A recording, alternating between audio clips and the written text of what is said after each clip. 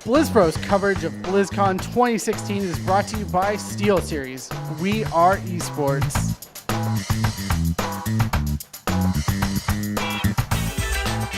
All right, well, hey everybody, well met, as we would say around the podcasting world. We are with Mike Donais and Yong from the Hearthstone team. Now, this is really freaking exciting for me because I haven't done an interview before, so I'm really excited to do this. And first of all, I have to say, holy crap, you guys nailed Mean Streets of Gadgetzan. Like, it is so freaking cool. I'm so excited to play. I played the Brawl like probably 20 times already, just geeking out on all the cards. So how's it been? How's BlizzCon week and all this stuff been for you guys so far? Are you excited to finally have it all out there? Yeah, we've been working on Mean Streets of Gadgetzan for a while and letting other people see it and see all the cool stuff we made for it. It's been awesome. The response for like Kazakus, where you get to create your own potion. It's been amazing. It's one of the sort of craziest but also coolest cards we've ever done, and it's got tons of skill because the choices are super interesting and they have a big impact, and you have to like understand so much when you make the choices about the matchup and the deck and your hand and everything like that. So it's been really great. Yeah, I mean, it's the best expansion we've worked on yet. Whenever we are leading into an expansion like this, it's like I always have like this itch in my head to be like, oh my god, Mean Streets of Gadgetzan, so cool, I want to talk about it, but I can't. And so now I'm like, Mean Streets, you know, I can just like talk about it and talk about the three families and why I think it's so cool to like visit this old city that kind of we remember as this place that you like smuggle goods maybe between Alliance and Horde, but now it's like really blown up into this like urban environment with these three families, and you get to visit that environment and maybe join one of the families. I'm very excited to talk about all of that.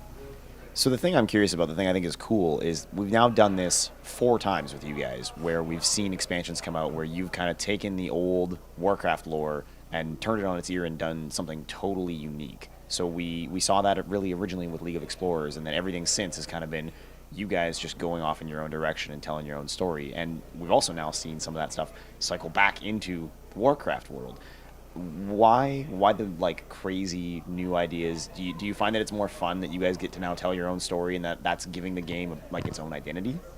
You know, I think what's really important to our team is what we call delightful surprise. So I think there's a lot of elements from Azeroth that, you know, we have a lot of fond memories of. And we always talk about, okay, like what's our take on it? What's our spin on it? How do we Hearthstoneify it? And it's really fun. Like we can take kind of a more serious setting like Karazhan and imagine a world where it's like, hey, it's at its prime. What if there's a disco party going on? Or even earlier on when we did, Blackrock Mountain, it's like, oh, wait, now, you know, these two supervillains live in the same house, basically, in Blackrock. Like, what if they don't get along? Like, what kind of, wackiness, ensues? So, with Gadgetzan, I think we're taking that one step further, where a lot of this lore is definitely original, and this whole concept of these three families is something we got to build from the ground up. So yeah, we're gonna do more of it. I think it's really exciting to be able to let kind of existing WoW players kind of explore something from their memory in a different way, and for players who've never played World of Warcraft, it's like a fun and exciting environment they can enjoy. Something I feel like I've noticed as we've seen more expansions and adventures is, especially with, adventures, there's always a story being told. You're going through the different bosses and earning cards, and you're going through the story of that. And, for expansions, it's been a little bit different, right? It's not necessarily story-based, but something, even in the weeks leading up to Mean Streets, we were seeing an awesome ARG in the Facebook, typing back and forth with, I forget the bartender's name, but doing that, and we were getting the Gadgetzan Gazette, and it seems to me that we're starting to see story introduced into kind of expansions as well, and like there's a story being there. Is that something that you guys are kind of intentionally trying to do, is bring more story even to like just the card expansion parts instead of the adventures as well? Yeah, one of the things we think about a lot when we're designing expansion is the vibe, right? Like we can't tell you exactly like some kind of soap opera story where this guy went here and he met this guy and then he fought with this guy and went here, but more like the vibe of like, are these gangs, are these mafia, is there these different types of guilds, the Cabal Guild, what's the vibe for them, what are all their different cards have in common. For the Jade Lotus Guild, they're going to have some stealth, they're going to have some assassins, they're going to have some spiritual tricks and underhanded activities, and all throughout the set we try to capture that vibe with the names, with the effects. Like, I know a guy. You could have called that anything, but just the name is like turns that card from pretty simple design to like, oh, I get it, that's great, that's perfect design. Yeah, one of the things we did early on in the set is we got not just the design team together, but all of the Team 5 together, and we just pitched ideas for card concepts. Like, I know a guy was one of the things we wrote on the board, and Getaway Kodo is one of the things we wrote on the board, and we're like, yeah, that's going to be a card. I don't know what it does yet, but we got the name, or we got the idea, like the concept, and then as we went through card design, we made like hundreds to match all these cool ideas, and then we trimmed from there and moved things around and stuff like that. But it was a really cool way to start. Yeah, it seems like you guys have kind of started to go that direction with the original art and some of the really, like, for me, the super memorable things from most of the expansions is actually the VO work, because there's always something from each expansion where you go back and, I mean, love it or hate it, right? Everybody on Earth, I'm pretty sure, knows, you know, what a Grim Patron sounds like, right? So there's definitely these just super memorable pieces of art and audio, and now it's very original as well, right? There's nothing in Mean Streets that's being taken from an existing art source. That's all brand new stuff. So what about the direction of having your own kind of new art and trying to create those super memorable voice acting moments? Like what is the long-term vision? How do you make that really exciting for people? Do you have a plan around having one card that's iconic when you put out a set, or is it just kind of you want that strong thematic fantasy? I think mixing it up again is very important. The thing we want to do is every time we come up with something, players are like, they did what? They turned Gadgetzan into what? They did what to Karazhan? And that's really important to us. So I don't think there is a specific formula we're going to follow, but I do think we're learning more and more about how we can kind of make such a rich environment and setting and kind of lay out this vibe even just with cards, even if there's no narrative or dialogue, that just like these 132 cards in Gadgetzan will really make you feel like you're in Gadgetzan and you're a new person there and you're checking out the different families and they'll recruit you and you'll join them and maybe further their agenda. So that's one way we're expressing it in with Mean Streets of Gadgetzan, and we're doing that with the tri-class cards and really theming out this concept of these three warring family. And then in the future, I think we'll probably try something different. But I do think I'm really proud of Mike and all the designers. Like their teams really getting learning more and more about how do we create this immersive world, even just with cards. And then maybe if there's missions on top of that, that's even cooler. And I don't know that we've actually heard anything definitively yet, but are we getting a new game board? Yes. Yes. Yeah. It's amazing. Yeah, it's we Sorry, actually geek out. showed a quick preview of it in the panel.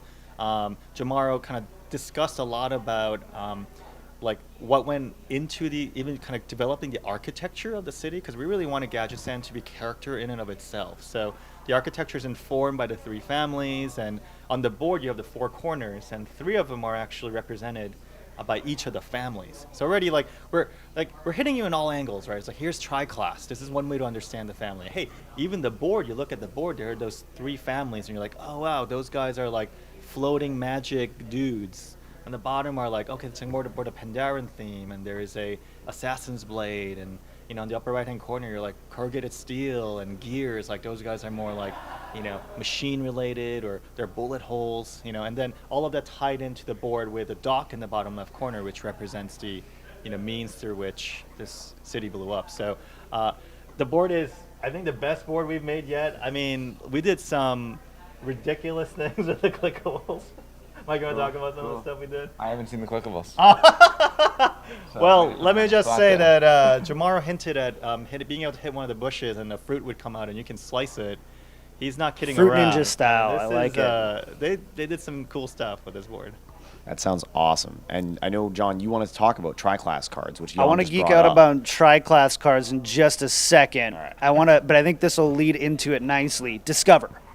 So we were introduced to Discover in the Grand Tournament, and I would say it was right. That it was the Grand Tournament. League of Explorers, yeah. League of Explorers. Okay, there it is. Sorry. And it was, I think, received very well.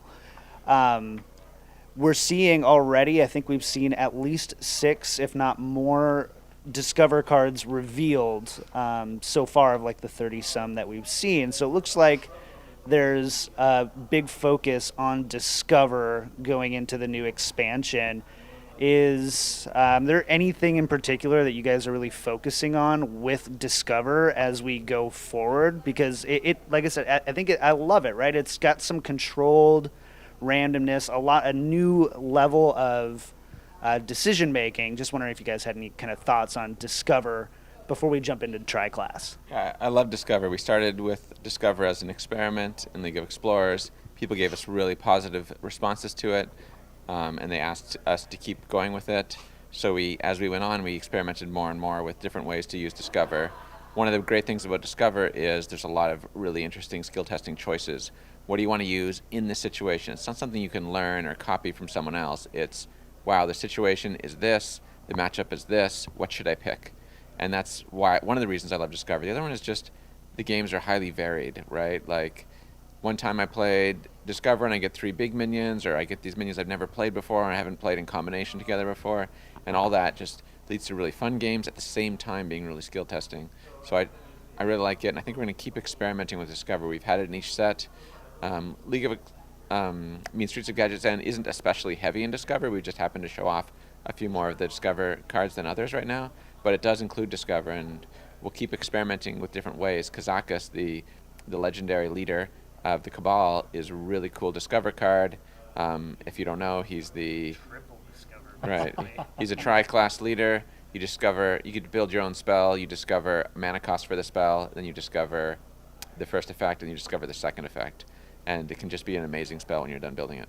It was a lot of fun. I was playing with it in the demo, and one of the volunteers who was helping in the thing, I was behind, I was losing, getting my butt kicked, which doesn't vouch very well for me, but had that opportunity to be like, oh, it was the deal 5 damage to all minions, and I was way behind, and I'm like, oh, sick, I have a way out of this. In a couple turns I can come back and I can do this and play around that in a way, and I thought it was really cool. So I'm really glad to see the Discover, and of course tri-class, which I think was the big surprise with Gadgetzan. And Kevin, I'll let you take a tri-class question. Yeah, so I mean, we've talked a lot over the years in Hearthstone about what it takes to make balanced cards that are class agnostic, right? The neutral minions and how that would work versus, could we ever see neutral weapons or neutral spells? And there's always been this academic conversation about stuff like that and how you make things that are either for everyone or just for one class in the community. And it feels like tri-class is a really interesting way to just turn that on its head and say, no, I mean, now we can give interesting opportunities to classes who couldn't get them otherwise without having to fundamentally unravel the idea of what classes can use weapons or what classes can have healing effects. It just opens up a lot of design space that I don't think really was available to you guys before. So is this something that is going to be a core concept in the game, or is this an experiment that you guys are just trying with Mean Streets to see how it goes? I mean, so the concept of tri-class really came about when we first started with the idea of, hey, we want to have this city, and we want it to be, we want there to be this conflict between these 3 interesting factions in the city. So when we talked about, hey, we want to group the classes into these families' turfs, like the enforcer brawler of the grimy goons will have warrior and paladin and hunter. We were talking a lot about how do you make that feel visceral, like how do you make that as you just play the card game again, because there's not as much like narrative in the game. How does it make that how do you bind that together in the game? And that's really the origin of where tri-class concept came about. And it's like, hey, if we have these 3 cards that can be used by not only just a specific class, but by warrior, hunter, and paladin, it's gonna you'll immediately start getting it. You're like, oh wow, okay. Kazakus is the leader of Cabal. He's the leader of the mage and the priest and the warlock faction because he can be used by those 3 classes. So really, tri-class concept is really unique to Gadgetzan, and it's been built to support that story and that kind of vibe of these 3 families. What we do with it in the future, I think is a bit of a question mark. I think if we do another expansion where it makes sense, we might bring it back in a different form. But right now, we're very excited about tri-class supporting the kind of the 3 family vibe in Gadgetzan.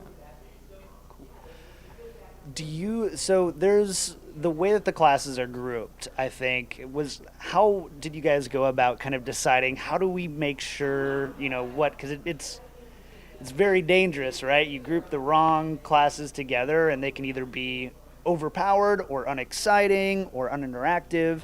How did you guys go about deciding, which classes would be paired together and how that would all work? Yeah, there were so many factors in deciding that. We were designing what exactly were the guilds flavor-wise, right? And what did the guilds do mechanically? And at the same time, mechanically, what 3 classes went together? There's a lot of little factors, and we were doing tweaks back and forth, trying out what if this class was here, what if this class was here. It felt kind of natural to have, for example, priest, mage, and warlock together because they're all cloth casters, they're all about magic, and the Cabal fit them pretty well. They're working with potions. It makes sense that these kind of guys would be creating potions. They're doing lots of really cool stuff. And then we think about it more mechanically, like, oh, what if a warlock gets to discover a priest card? He gets a healing. Oh, that's kind of exciting for him, right? And then they already all have AoE, so they don't tread too much into dangerous territory of getting something that they don't normally have. No druids with flame strike type thing. Right, exactly. And then as we went through, we're like, well, hunters kind of make sense as Jade Lotus, so we tried them there. But then we're like, no, grimy goons have piranha launchers, and hunters would have piranha launchers, so they really do need to go to the grimy goons.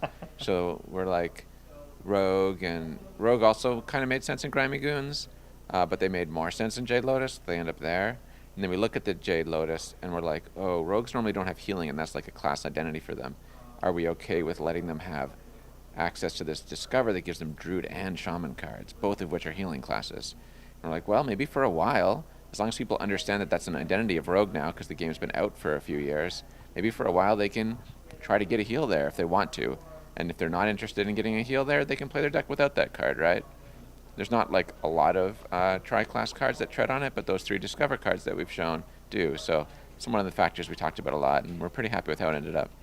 I'm really excited because Mike's team did such a great job at making it feel like, instead of Hunter gets all of Warrior and Paladin cards, it really feels like I'm playing Hunter, but this one time my ally, who's also a grimy goon, is gonna jump in and help me out. It's like, hey, yeah. it's like my warrior friend over there is gonna help me out this one turn, and it's kind of like when you play Marvel versus Capcom, and you're the main fighting character, and the other dude jumps in and does his ultimate. It's kind of like that. You're like, oh wow, I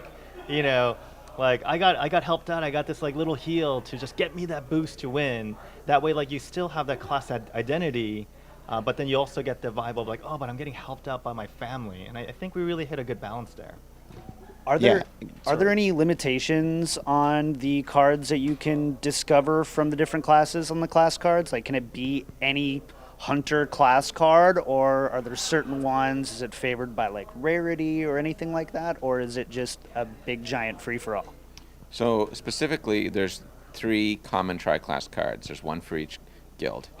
Each one of them lets you discover from the 3 classes, and you always get offered exactly 1 card from each class. So for the Jade Lotus one, you're offered exactly 1 rogue card, 1 druid card, 1 shaman card. But other than that, there's no other restrictions. You can be any druid card, any shaman card, so on. going to be ridiculous. I'm so excited. I feel like you guys kind of telegraphed this a little bit a while back with the multi-class Tavern Brawl, where you had the opportunity to go in and have multiple classes at once, and you had that deck that interspersed bits and pieces of 2 classes at once. This is something I think we've seen you guys do a lot, where you go into Tavern Brawl and sort of mess around, try something one time, and then the stuff that feels good sticks a landing in the upcoming expansions. It's sort of, I think that's been pretty consistent. Is that something that's intentional, that you guys go back and look at your Tavern Brawl results and think about that when you're looking at design space for upcoming expansions? Yeah, actually, it works both ways. Sometimes the Tavern Brawl guys look at the most recent card sets to see what was popular and successful, and they think, well, what Tavern Brawl can I make from whatever the coolest thing was? Like, say, if Kazakus is cool, maybe they'll make every time you draw, you create your own spell or something like that. Maybe some faster version of it, because it sounds like a lot of work to create your own spell every turn. I know designing cards is hard. This would be even harder. Secret is out. We have this big spinning wheel. It's like cling, cling. Okay, make that card. There's also like just what is in the mind space and discussions going on. Like if we're all talking about multi-class because it's part of card games in general, then eventually it'll lead to the multi-class Tavern Brawl, and similar discussions lead to the multi-class, the tri-class in Mean Streets of Gadgetzan. So they don't necessarily come from each other, but they just come from the fact that we talk about those things a lot. Yeah, it's funny. Brawl has been something that I think is really exciting for the players because we can provide something fresh every week. But it's also been a really fun environment for us as developers to be in, because we can try something new every week, we can experiment, we can get feedback.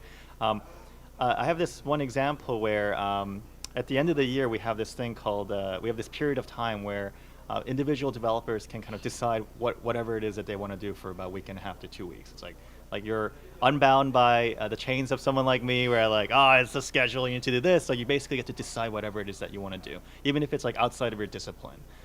So for one of them, a bunch of developers got together and they made this brawl, and that brawl eventually, the mechanic from that brawl eventually grew to became the chess mission, and then in the adventure for Karazhan, and then we ended up making the chess brawl. So we kind of got the brawl kind of prototype turning into an adventure, which then became a brawl again, and that kind of iteration and going back and forth is really fun and exciting, and I think it's also good for the players because we get to have that platform. Yeah, and I was going to say, it seems interesting to me, especially on the heels of the other announcements for the other games this weekend.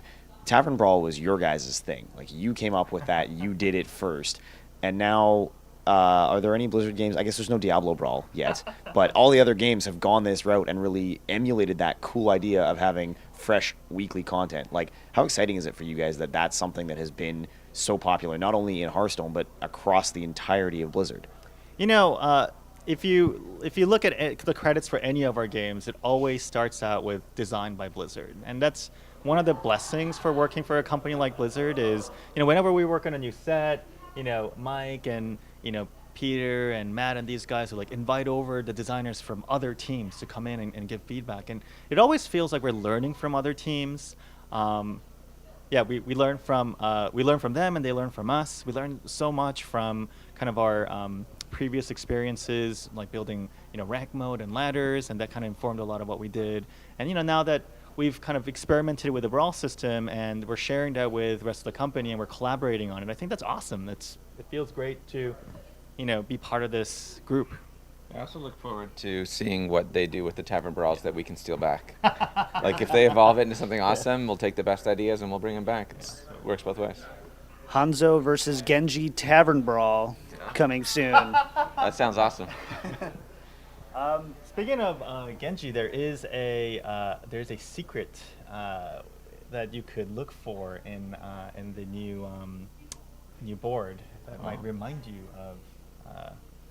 of that. So be on the lookout for it. I don't want to give away too much, but there's something on the board that might make you go, Spoiler of a spoiler. I like it. I know exactly where I'm going right after this. That's awesome. All right. Well, we're short on time a little bit, so we've talked a lot about the expansions like thematic fantasy and some of the design stuff. Wouldn't be a well-met conversation if we didn't blow the lid off it at the end and just try to dig deep on something. So we've watched you guys work on some really cool stuff. There's been lots of awesome new sets over the last year. Standard has been an enormous success, and I think everybody's thrilled that that's worked out so well. At this weekend's event, we really saw the content update and where we're going next with the game, but there wasn't much in the way of discussion around features, right? The stuff that's going to come in terms of, are you guys working on improving the spectating modes or that kind of stuff? And I know that that's something that you guys probably have heard us beat to death, but is there a vision for how the game is going to continue to improve mechanically in addition to getting these awesome new content updates? Yeah, I mean, we have a lot of exciting new features lined up for 2017 that we're excited to work on. We don't have anything to announce here, obviously, but even for things like spectator mode, we definitely hear the community. I think there's a lot of bugs there that we could be addressing. Often there can be challenges between kind of diverting resource between, say, making something like Triclaw super awesome versus using the same type of people to kind of patch up some holes we have in spectator mode. And we continue to make those trade-offs, but we definitely hear the community. Like some of these bugs that we have in spectator mode is something we're definitely going to focus on in the near term, and we want to improve that experience. I don't have the guts to ask the haymaker questions, so. Okay, more haymakers. Well, I mean, so Heroic Tavern Brawl. Heroic Tavern Brawl is something you guys talked about a lot leading up to BlizzCon. It kind of felt like it was almost a BlizzCon-worthy conversation, and we just had it 3 weeks out, which was crazy. That, to a lot of people, has sort of telegraphed, again, because that's what Tavern Brawl has sort of done for us over the years, that you guys are maybe looking at more ideas for competitive players, things that will give people a way to experience the game if they really want to have that I'm going all in experience. Tavern Brawl historically was very casual and has done great stuff for the accessibility of the game. Are you now kind of turning an eye to what you can do to really keep the most competitive, most hardcore Hearthstone players entrenched and engaged? Yeah, Tavern Brawl has always been the intent to show off a lot of different things for a lot of different types of players. Sometimes it's constructed, sometimes you get a pre-made deck, and as technology has increased, like we've been putting a lot of engineering work into Tavern Brawl, and it's let us do things like choose 2 cards and build your whole deck with that, and that's a whole new type of Tavern Brawl. But now it's also given us the ability to do this, what we call the Heroic Brawl, and that's just a foray into like, hey, what if Hearthstone was more serious? What if you could play for high stakes and high tension? Is there an audience for that? Do people want that? Do people want to see more of it? Is it fun to watch? Is it fun to play? A lot of people have asked for tournament mode, and this Tavern Brawl is not tournament mode, but it's just like, hey, here's something we could do easier than tournament mode for now. See what happens. People love it. We'll do more like it. If they all hate it, then we won't do any more of it, right? I personally am really excited about it. I'm hoping it comes out soon and we get to play it. I'm going to play it, but I think that there's going to be a lot of people who shouldn't play it and won't play it, and I think it's really important to acknowledge that. We even have a pop-up in-game warning you, like, hey, this might not be for you. If it's not, don't play it.